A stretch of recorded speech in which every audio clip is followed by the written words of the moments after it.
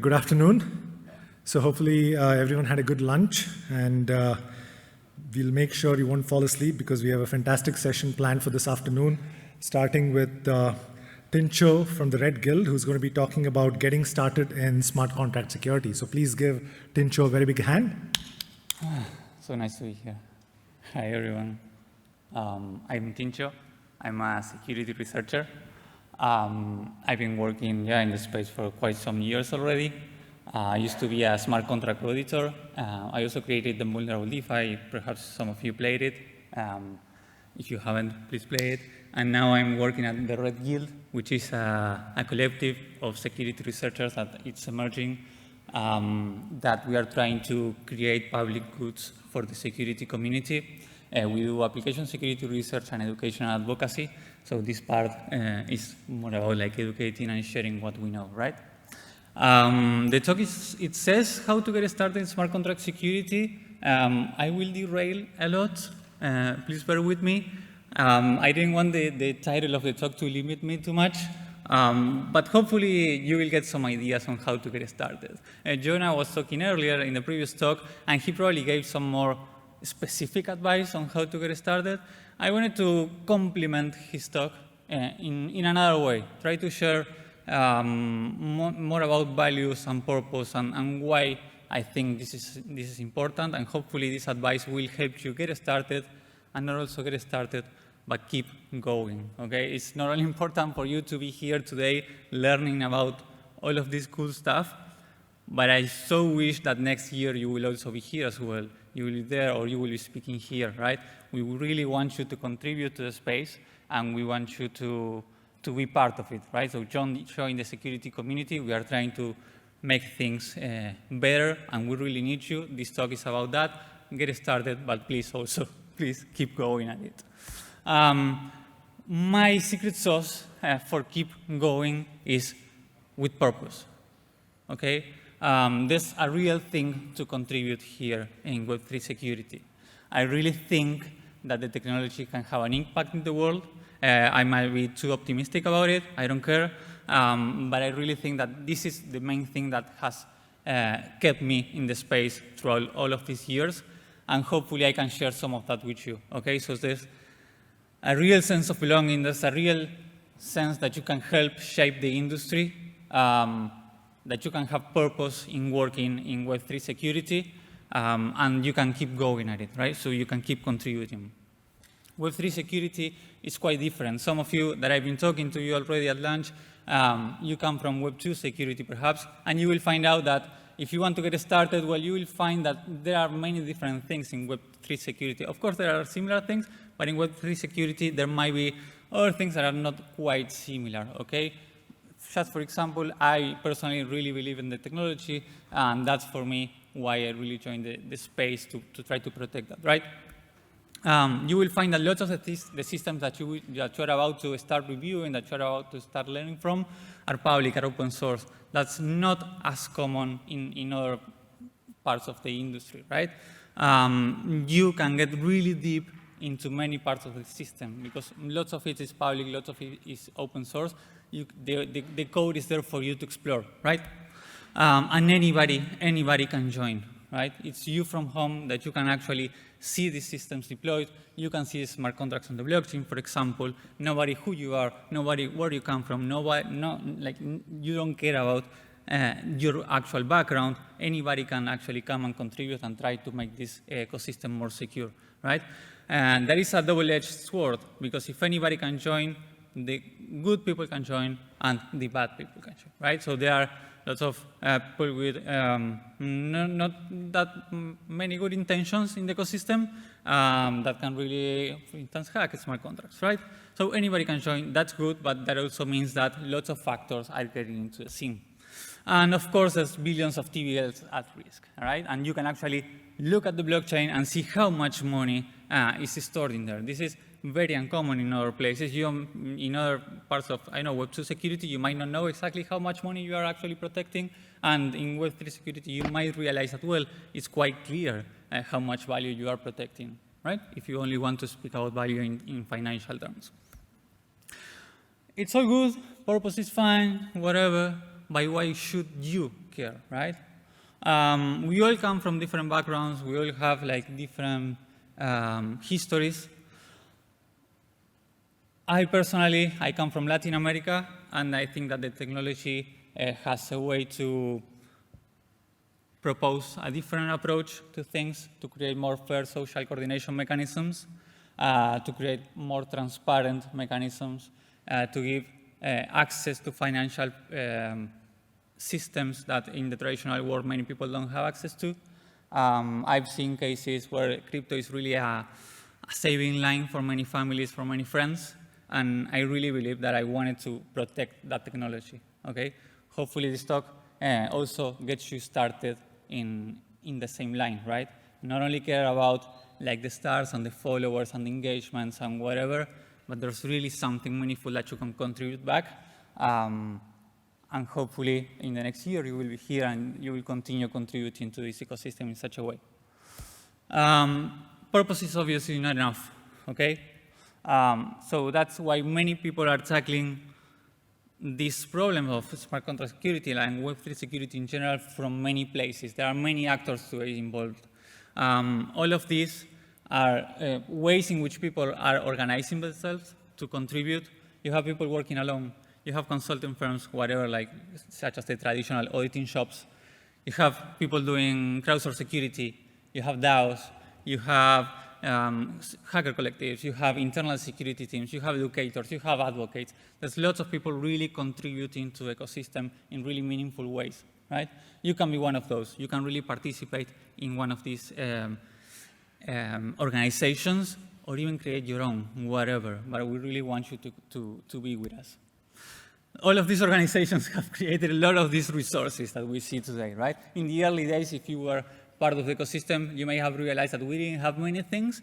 Well, today we do have lots of learning resources that you will find online. And in crypto Twitter, everybody's sharing challenges and spoke debug stuff and newsletter and conferences like today, roadmaps. There are lots of resources that you can learn from, okay? It's everything out there, and you can actually learn from that and also contribute back lots of it. Everything is cool, everything is fine, but there is something going on, right? So all of these resources seems like they work to some extent, but why is it that hacks keep happening, right? There's something missing.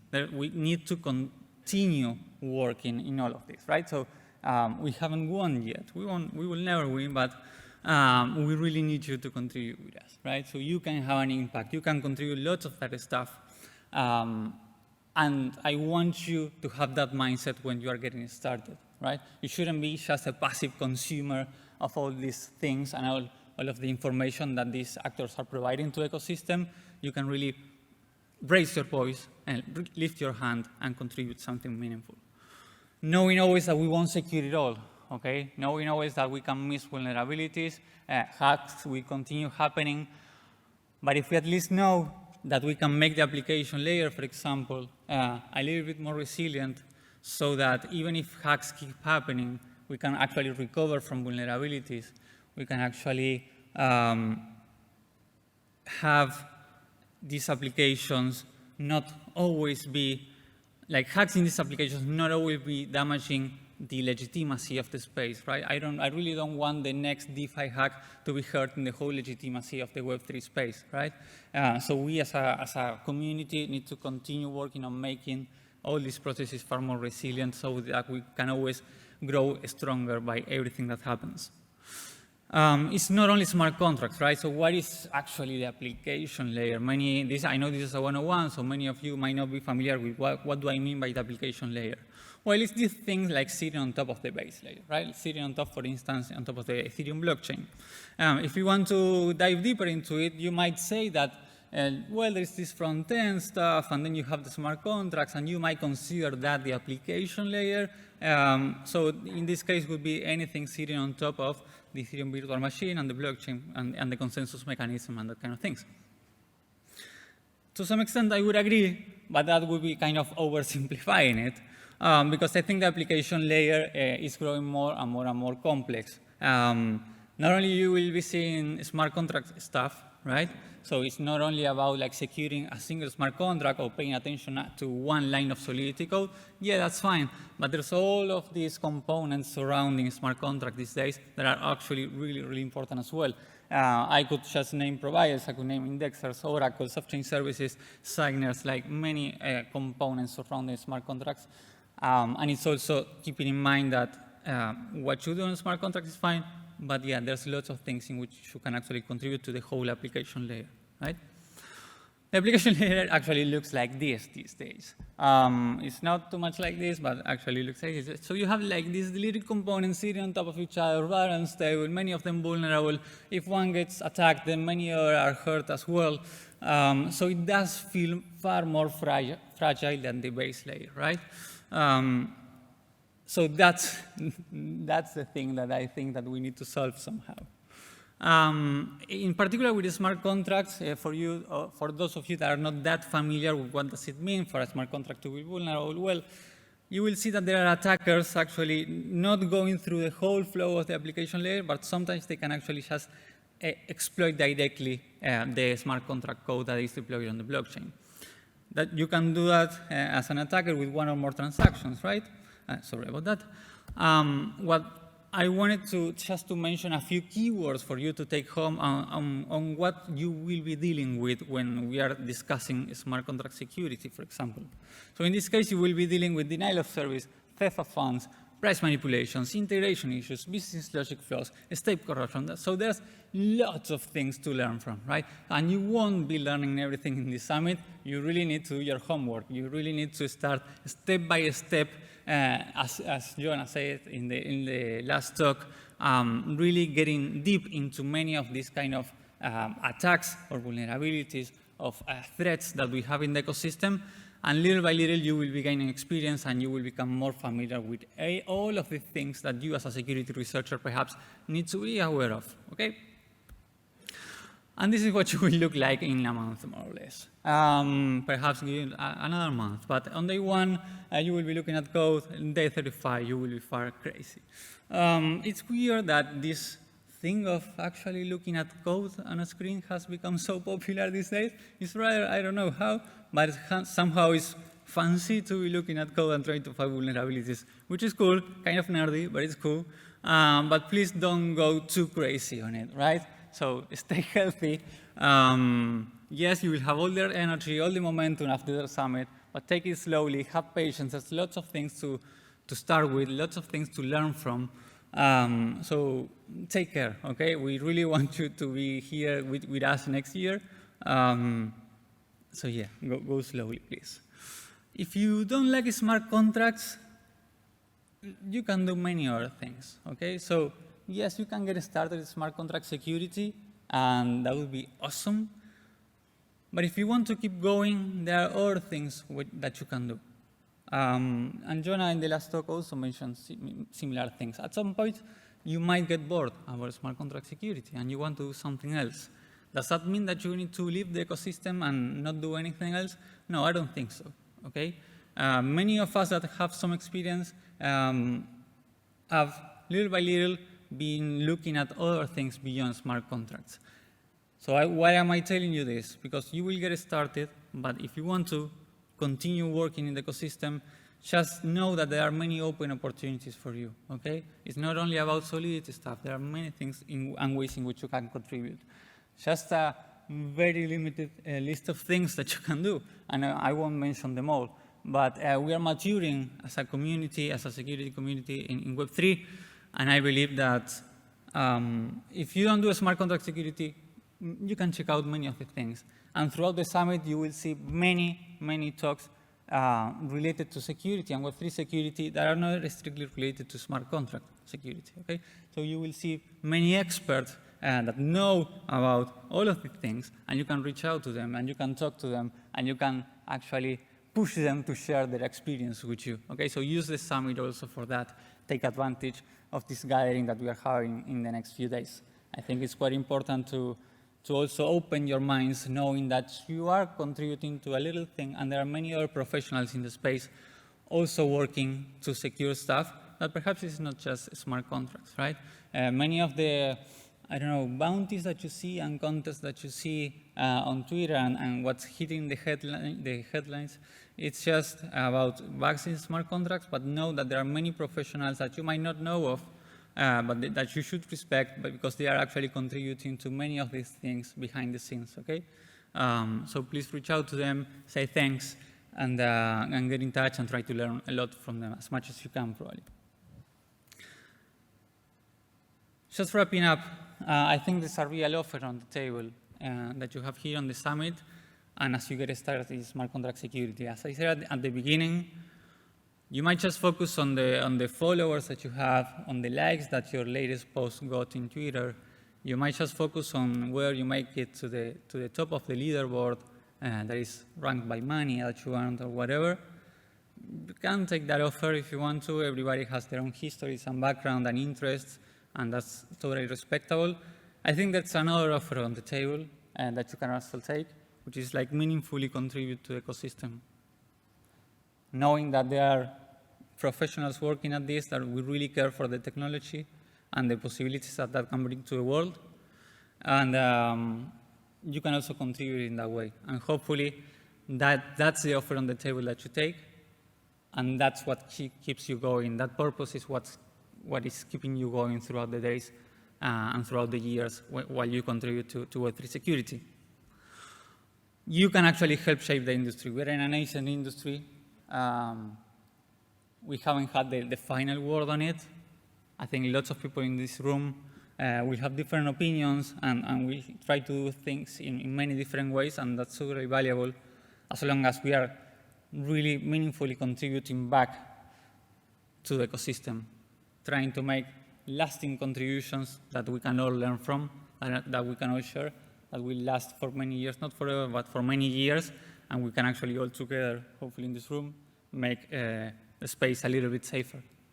That's the offer on the table. I want you to really contribute back. I want you to not only be a passive consumer of everything that you see, but empower yourself to know that with what you learn in this summit, you can take all of that, digest that, and create your own things and meaningfully contribute back with things that are lasting for the ecosystem. I think that's the way to get started in smart contract security. I didn't want to share about roadmaps or specific links or whatever. You will find lots about that in GitHub and in Twitter and whatever.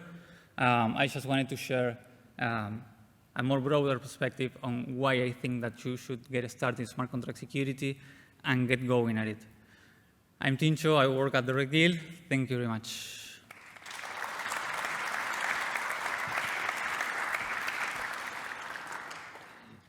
Thank you, Tinko.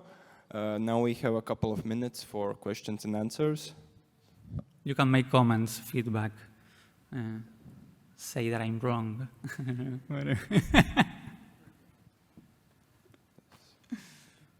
You can also reach out to me like later. I don't know. Yes. Yes, please.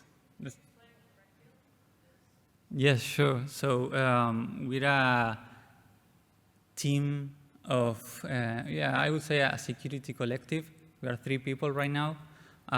We do mainly application security research, which means essentially bug hunting, for example.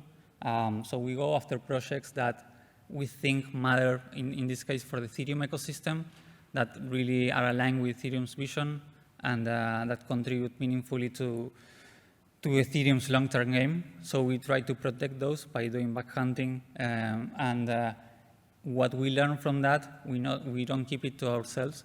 We try to share all of that with the community, with educational articles, with videos, participating in events, with workshops, creating them vulnerable DeFi and contributing challenges to that. So that's our way to contributing back to the ecosystem, right? I think that lots of people there's lots of people that are very technical and highly skilled in the ecosystem, but as a community, we are missing this bridge with the beginners or with the real users. And at the Red Guild, we try to produce valuable educational content that can be seen as a public good. So hopefully one day the security research work that we do can be seen as a public good contribution to the ecosystem. Right now we are funded by the Ethereum Foundation, but hopefully in the future many others in the space will see value in what we do and can also fund us. There's Matt there. He's my partner in crime. Other questions, comments? Okay, cool people. Thank you very much for listening. See you later.